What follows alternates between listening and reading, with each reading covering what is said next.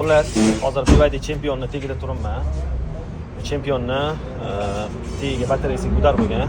Ko'rinib turgan bo'lsa, gudar bo'lgan hisobiga uni batareyaning ichlariga teshib ketgan. Ayollar ham tekshiryapmiz. Bu plasmas korpusi o'zida qolmagan, ichigacha o'tib ketgan. Hozir buni ochib, polni batareya plasmasalarini yechib, ichlarini yechib, polni hammasini ko'rib, chiroyli qilib o'zini tuzatib berdik.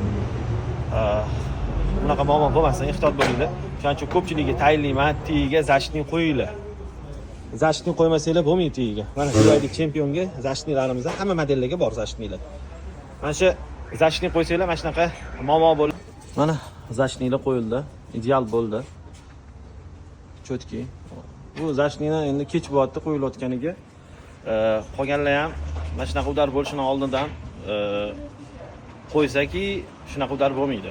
O'shanga kelsanglar zashitnilar BYD modellariga bor. Telefon qilib kelaverasizlar, sog' bo'linglar.